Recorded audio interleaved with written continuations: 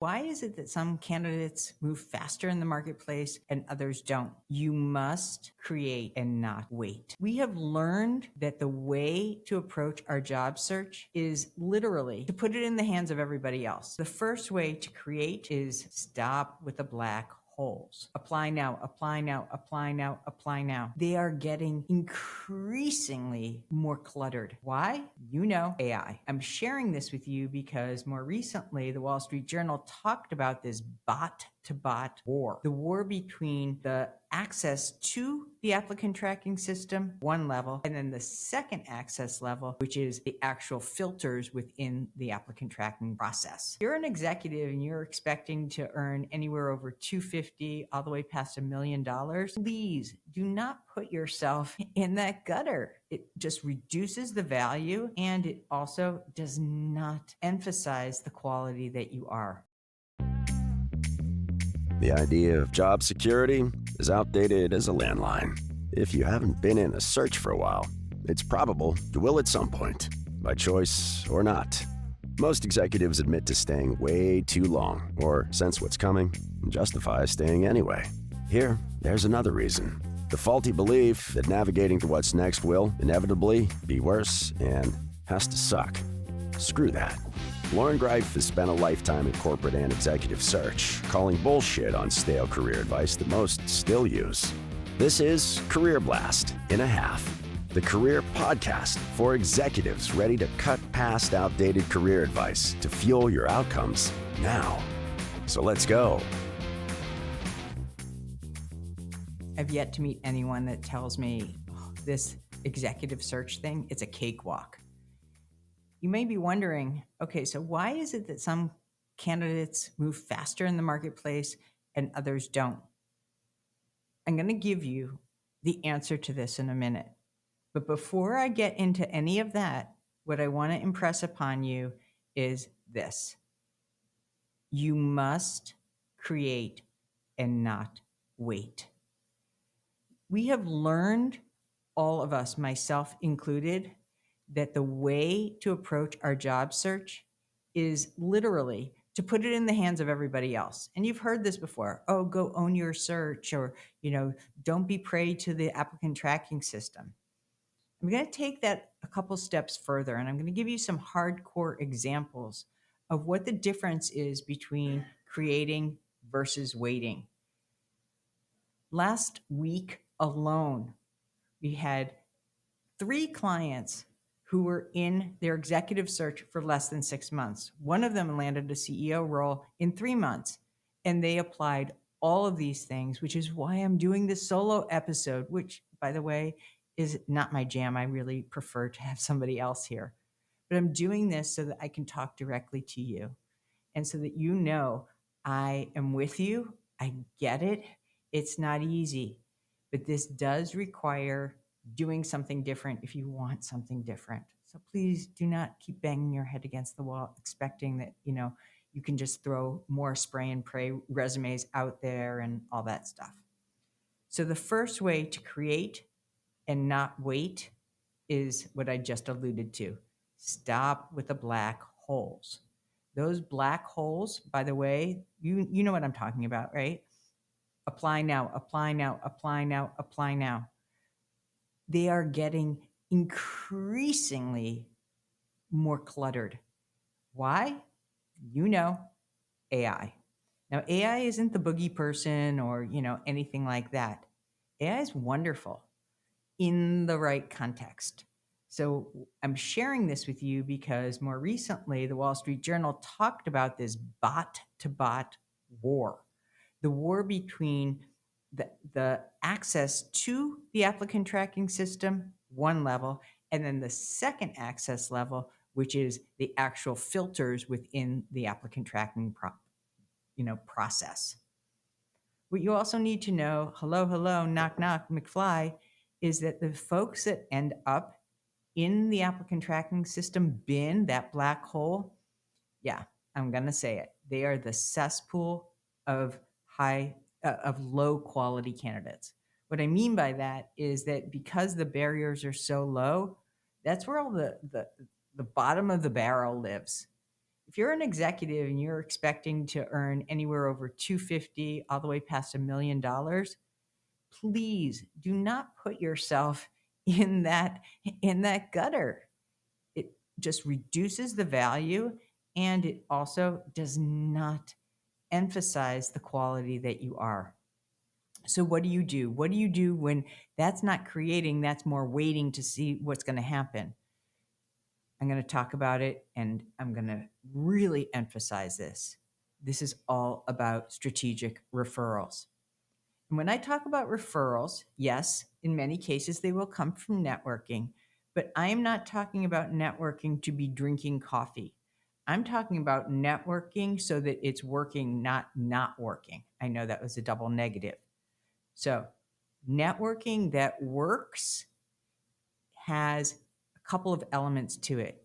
Number one, you are selecting the person very carefully. Why are you talking to this person? And please, by all means, do not go into a networking conversation with an agenda of all the things that you're going to get, right? Make sure at a minimum you have at least one person that you can introduce that person to, because that will go a long way. Folks at this level, they have developed a lot of human capital, and they want to be protective of that. So you're going to have to earn your place with your asks, and typically 2 to 3 meetings after you would actually have coffee. Shoot the shit a little bit, get to know them, but don't waste time. Talk about something that is happening in the industry. Find out more about what is pressing for them. Come with some good questions. So, to drive those strategic referrals, you got to plant the seeds in advance.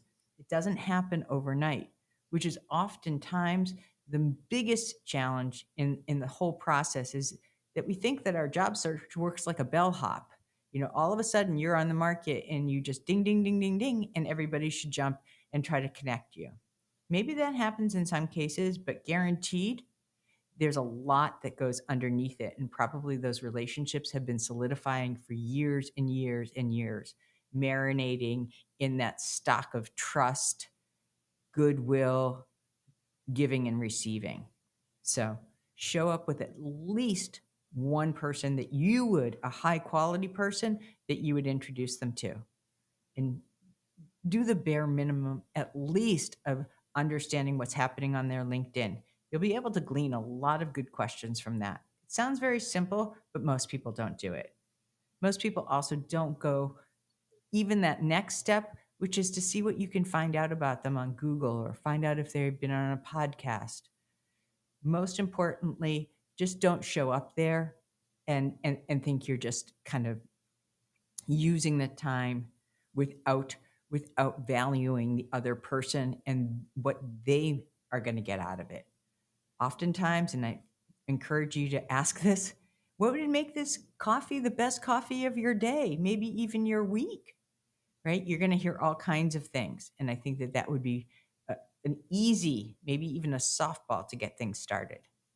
So move away from the black holes and start creating some strategic referral pipelines. The next area that I want you to start creating rather than waiting for is wait for nothing when it comes to developing your stories. Yeah, sure, you're going to have a resume and you want to have some proof points. But what I mean by this is please do not default into that ready-made script that everyone else is using. That is not creating, that's repeating. I'm a senior level executive with 20 years of proven experience. All this jargon does not help your case for high quality. What it says is you're a copy of a copy of a copy of a copy. And then you create a level of commoditization about yourself.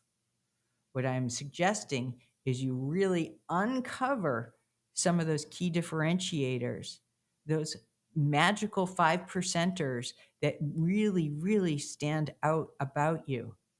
It's okay if they're not necessarily, seen as professional.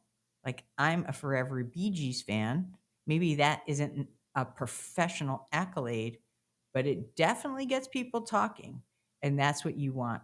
You want those conversations to be less scripted and more aligned. So, how do you drive alignment? You got to know what you're aligning to. So, if you're talking to somebody in financial services, you want to really understand what are some of the pressing issues with regards to maybe how AI is integrating into their businesses as a CFO, understanding a little bit about how the economy may be impacting what is happening with the health and wealth of that organization. So, your story shouldn't necessarily be completely outside of something that they care about. Because at some point, you are looking to drive some level of, alignment and maybe commonality. Of course, you can talk about sports or music or all that good stuff too. That's good fun, but you also are there in those conversations away from a same script to have them walk out and say, "Ah, that's the person who blah, blah, blah, blah, blah. That's the area of something, something, something." So that they have something to hold on to.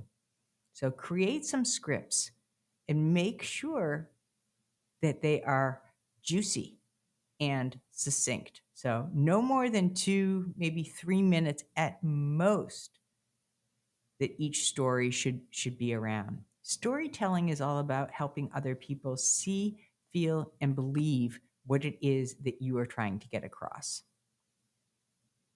The last thing I want to put out there as far as moving away from waiting versus creating is to create your own network of people in your job search.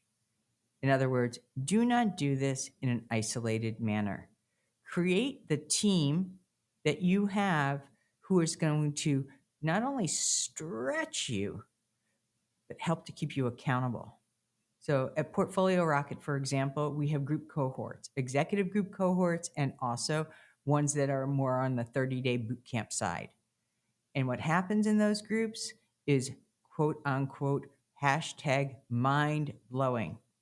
It's not just about other people kind of riding parallel or shotgun to each other in their searches. It's really about how they are learning from each and every person, learning all the mistakes from that person that they can avoid for themselves, and also celebrating wins. A lot of our clients go through ebbs and flows, and we're all cheerleading on their side when they finally secure what it is that they are looking for. And nobody better to celebrate with than the people who have walked the path alongside you. So don't do this in isolation. You're just making it harder for yourself. Doesn't even mean that you have to pay to join a group. There's thousands and thousands of communities out there. And of course, the biggest community of cheerleaders are always going to be on LinkedIn. So let us know that you're in a job search and then share your ups and downs with us. It's not difficult. Yeah, it will definitely take a little courage, but you've got that. And the uplift that you're going to receive by creating that community is so much better than doing it in isolation under a rock and fighting through what often shows up is a lot of depression and low energy, which does not help your cause when you are having conversations or when you're networking or interviewing or any of those kinds of things where it's not just about delivering the energy, it's about helping us to understand the emotional impact that this means to you. Because if you care, we care. And you cannot get that across if you're depleted and your energy is zapped and your vibration is low. So, those are my top 3 ways to move from waiting to creating, avoiding the black holes by creating strategic networking pipelines and referrals, avoiding that same script because it's boring and it doesn't work. And the third one is really to move away from isolation to a level of inclusion. So for now, I hope that these were helpful. I also wanted to make sure that you knew, first and foremost, that our next blast is available. It's just opening now. It starts on August the 7th. These blasts fill up fast. And the reason why I'm telling you this also is because by the time August is over, it will be peak hiring season. So September, October are peak seasons before things start to trail off, maybe mid-November to the end of the year. So if you want to be hired in 2024, jump on this. We have the link below here. And then lastly, I just want to thank you all. This has been a really, really intense and fun year already here at Career Blast and a Half. If you haven't subscribed already, please go ahead and do so. It would mean not only the world to me, but it will help keep us in a state of growth and delivering the ultimate in value. So for now, I am signing off and saying thank you, thank you, thank you. And remember, create, don't wait.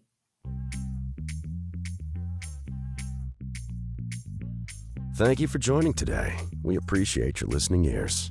Big time.